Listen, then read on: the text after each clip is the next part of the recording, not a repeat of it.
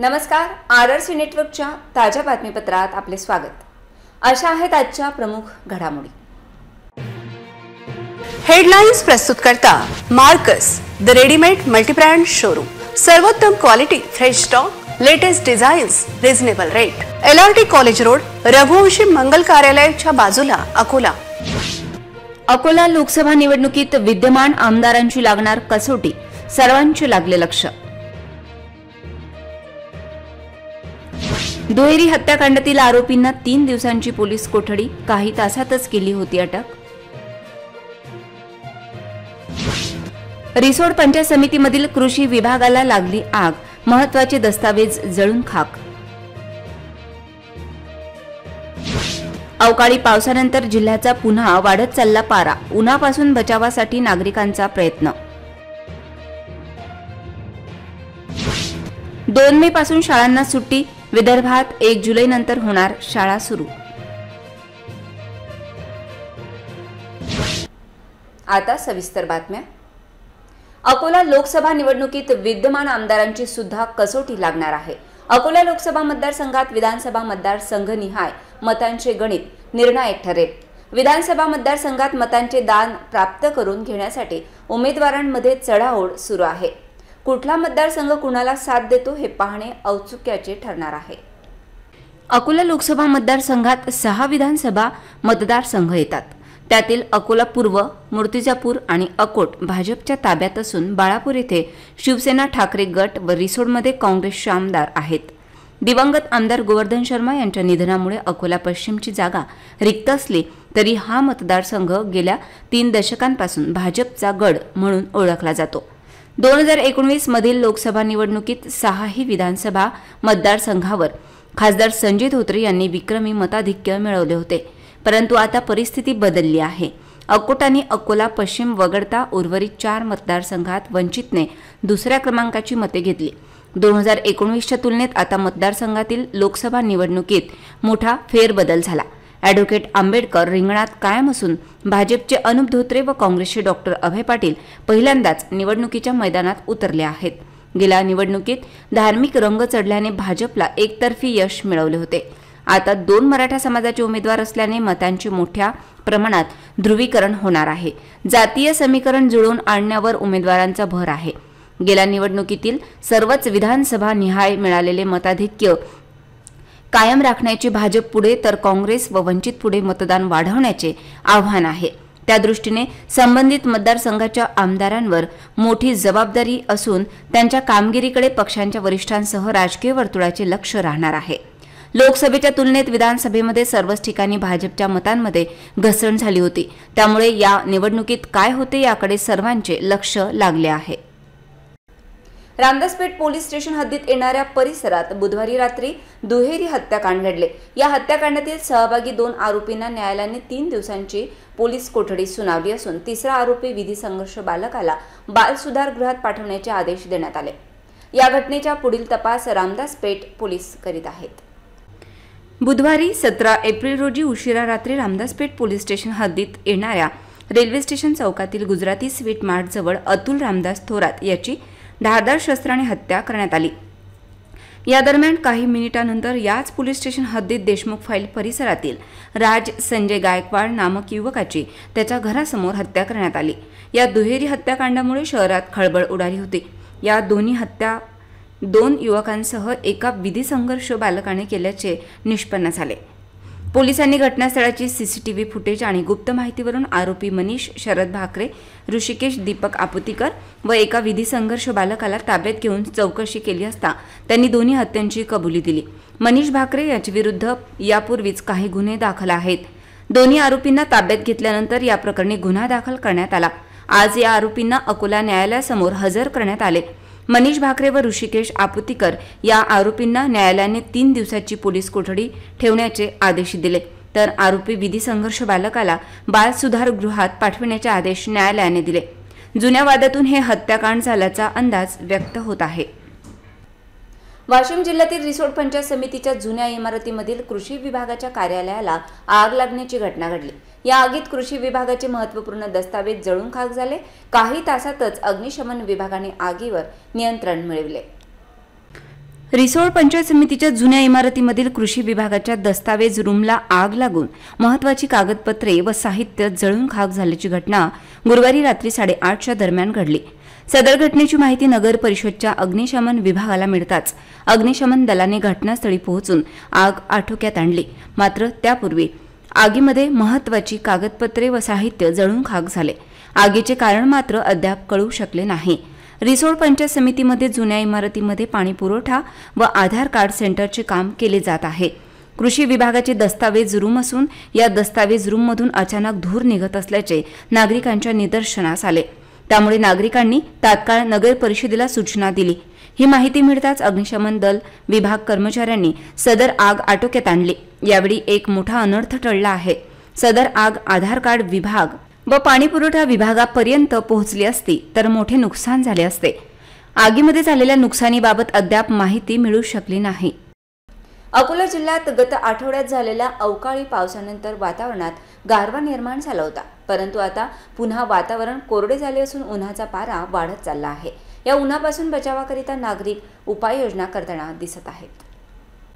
अकोला शहरासह जिल्ह्यात गत आठवड्यात झालेल्या अवकाळी पावसानंतर वातावरणात गारवा निर्माण होऊन तापमानाचा पारा खाली उतरला होता, परंतु आता वातावरण कोरडे झाले असून पुन्हा उन्हाचा पारा चढत असल्याचे चित्र आहे। तापमान सतत वाढत असून शहर व जिल्हा पुन्हा तापले आहे। अकोला जिल्हा पुन्हा 42.1 अंशावर पोहोचला आहे। दरम्यान एप्रिल महिन्याच्या सुरुवातीपासूनच तापायला सुरुवात झाली असल्याने अवकाळी पावसामुळे तापमानाचा पारा काही अंशी घसरला होता। आता पुन्हा पारा वाढला असून दुपारच्या सुमारास रस्त्यावर शुकशुकाट दिसून आला, तर रस्त्यावरून जाणारे नागरिक उन्हापासून बचावाकरिता दुपट्टे बांधून घराबाहेर पडलेले दिसून आले। तसेच तापते ऊन पाहता शरीर थंड ठेवण्यासाठी नागरिक शीतपेय घेताना दिसून आले। दरम्यान ग्रामीण भागातही शेतकऱ्यांकडून सकाळच्या सुमारासच काम केल्या जात असल्याचे पाहावयास मिळत आहे। एकंदरीत पुन्हा उन्हाची दाहकता वाढत चालली असून नागरिकांनी उष्माघातापासून बचावाकरिता आवश्यक खबरदारी घेण्याचे आवाहन करण्यात येत आहे। राज्याच्या शिक्षण विभागाकडून शाळांना उन्हाळी सुट्टी जाहीर करण्यात आली आहे। त्यानुसार 2 मे पासून उन्हाळी सुट्टी सुरू होणार असून राज्यातील काही भागात 15 जून पासून शाळा सुरू होतील, तर विदर्भातील शाळा 1 जुलै पासून सुरू होणार असल्याची माहिती देण्यात आली। राज्याच्या शिक्षण विभागाकडून शाळांना उन्हाळी सुट्टी जाहीर करण्यात आली आहे। त्यानुसार 2 मे पासून उन्हाळी सुट्टी सुरू होणार असून उर्वरित राज्यातील शाळा 15 जून पासून तर विदर्भातील शाळा 1 जुलै पासून सुरू होणार आहेत।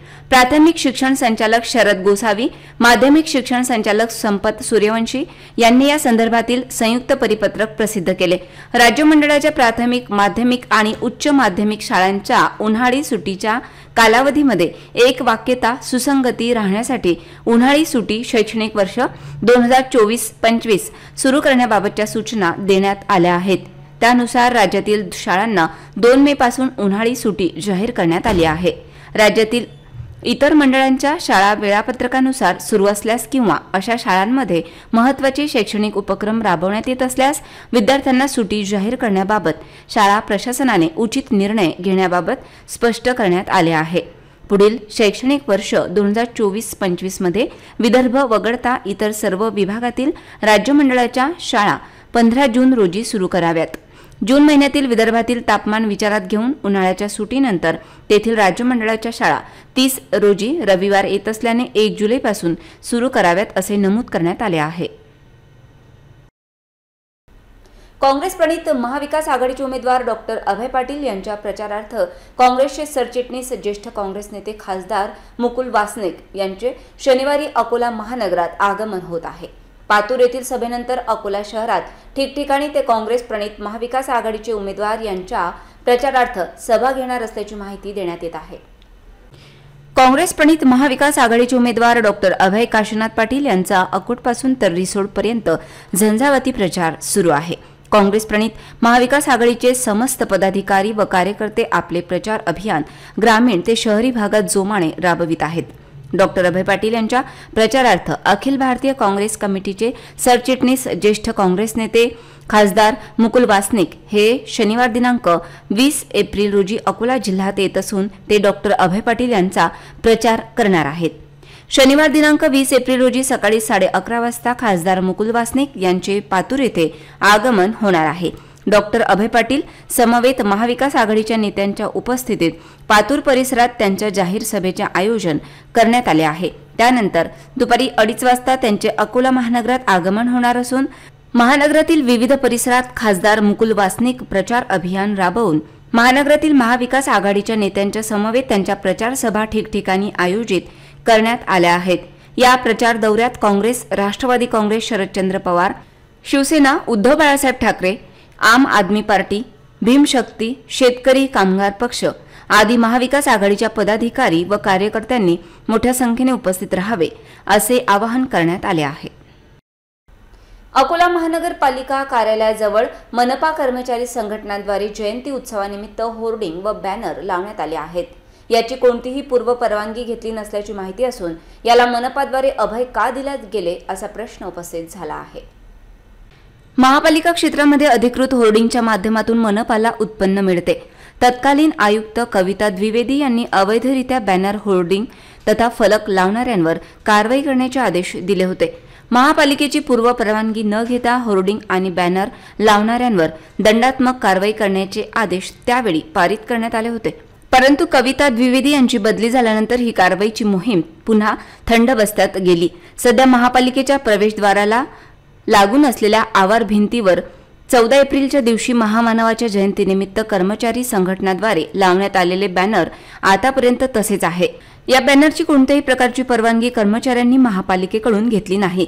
एकीकडे जेथे विनापरवानगी बॅनर, होर्डिंग लावणार आहेत महापालिकाद्वारा कारवाई केली जाते, तर दुसरीकडे आपल्याच कर्मचाऱ्यांवर विनापरवानगी लावलेल्या बॅनर, होर्डिंगला अभय दिले जात आहे। कोणत्याही महापुरुषाची जयंती झाल्यानंतर दुसऱ्या दिवशी होर्डिंग व बॅनर हटविले जातात, परंतु हा जयंती उत्सव होऊन 5 दिवस उलटले तरी अद्यापपर्यंत हे बॅनर काढण्यात आलेले नाही। एकीकडे लोकसभा निवडणुकीची आचारसंहिता सुरू आहे, तर दुसरीकडे कर्मचारी संघटनांद्वारे लावण्यात आलेले बॅनर काढण्यात आले नसल्याने महापालिका प्रशासनाचा काय उद्देश आहे हे समजणे कठीण झाले आहे। महाराष्ट्रात सध्या गावयात्रांच्या हंगामाला सुरुवात झाली आहे। अकोला जिल्ह्यातील पातूर गावात शिदाजी महाराजांची यात्रा पार पडली। या एक दिवसीय यात्रेला थोडकी नव्हे तर तब्बल 136 वर्षांची परंपरा आहे। दहीहंडीची वैभवशाली परंपरा असणारा हा उत्सव पातूरकरांसाठी जणू दिवाळीसारखाच आहे। पातूरच्या शिदाजी महाराजांची यात्रा अत्यंत उत्साहपूर्ण वातावरणात संपन्न झाली। अकोला जिल्ह्यातील पातूर गावाची आध्यात्मिक ओळख दृढ आणि मजबूत केली ती गावाचे ग्रामदैवत असलेल्या शिदाजी महाराजांनी। शिदाजी महाराजांचा जन्म 18व्या शतकात पातूर गावातील माहोकार घराण्यात झाला। शिदाजी महाराज अवलिया संत होते। त्यांचा भक्त संप्रदायही खूप मोठा। महाराजांनी इसवी सन 1812 मध्ये संजीवन समाधी घेतली। तो दिवस होता गुढीपाडव्यानंतरचा 10वा दिवस।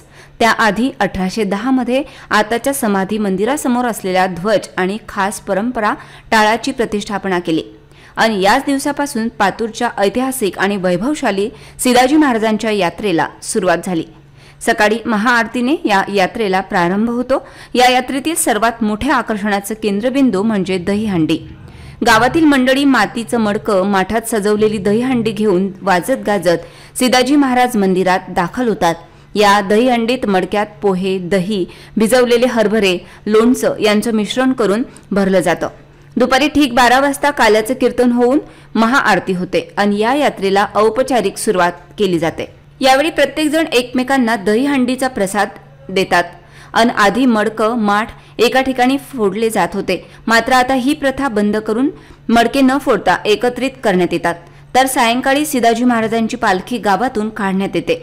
पालखी उचलण्याचा मान भोई समाजाला दिला गेला आहे। यानंतर संपूर्ण गावाकरिता भंडाऱ्याचे आयोजन करण्यात येते। यासाठी मोठी तयारी केली जाते। या संदर्भात विश्वस्तांनी माहिती दिली। मी श्री शिदाजी महाराज संस्थानचे पातूरचे अध्यक्ष श्री रामदासजी खोगरे बोलतो। ही शिदाजी महाराजांची यांची यात्रा भरते। हा कार्यक्रम 139 वर्षापासून सुरू आहे। शिदाजी महाराजांनी माहोकार या घरी जन्म घेतला आणि शिदाजी महाराजांपासून स्वतः त्यांनी जिवंतपणे हा कार्यक्रम सुरू केला। 2 वर्षाअगोदर 1810 साली हा कार्यक्रम सुरू केला आणि 1812 मध्ये त्यांनी ते निवर्तले। यानंतर हा कार्यक्रम अविरत सुरू आहे। इथे दरवर्षी 50 क्विंटलचा भंडारा होतो आणि मधातही पालख्या, काही कीर्तन, भागवत असे अनेक कार्यक्रम दररोज सुरू असतात आणि हा कार्यक्रम सगळ्या गावकरी आणि पंचक्रोशीत लोक सगळ्या मिळून होतोय. त्याच्यामुळं फार या कार्यक्रमाला फार महत्त्व आलं आहे. संत सिधाजी महाराज या पातूर नगरामध्ये जवळपास 136 वर्षापूर्वी अवतरले आणि ते माहोकारांच्या कुळामध्ये जन्माला आले. त्यांच्या आईचे नाव अलुकाबाई आणि वडिलांचे नाव राघोजी असे होते. आज महाराजांची संजीवनी समाधी या ठिकाणी आहे. महाराजांनी 136 वर्षापूर्वी म्हणजे इसवी सन त्यापेक्षा शके 1812मध्ये संत सिधाजी महाराजांनी या ठिकाणी समाधी घेतलेली आहे. त्या 2 वर्षापूर्वी त्यांच्या हाताने स्वतः हा झेंडा या ठिकाणी उभारलेला आहे आणि पातूर शहरामध्ये 136 वर्षापासून हा यात्रा महोत्सव संपन्न होत आहे. यामध्ये पंचक्रोशीतील म्हणजे जवळपास पूर्ण पातूर तालुक्यातील लोक सहभागी होतात आणि शेवटच्या 10व्या दिवशी गुढीपाडव्यापासून या कार्यक्रमाला प्रारंभ होतो आणि 10 दिवसानंतर म्हणजे दशमीला याचा समारोप होतो. त्या दिवशी फार मोठ्या प्रमाणात या ठिकाणी महाप्रसादाचं आयोजन केलं जाते आणि सर्व भाविक भक्त हा महाप्रसाद मोठ्या श्रद्धेनं या ठिकाणी येऊन ग्रहण करतात.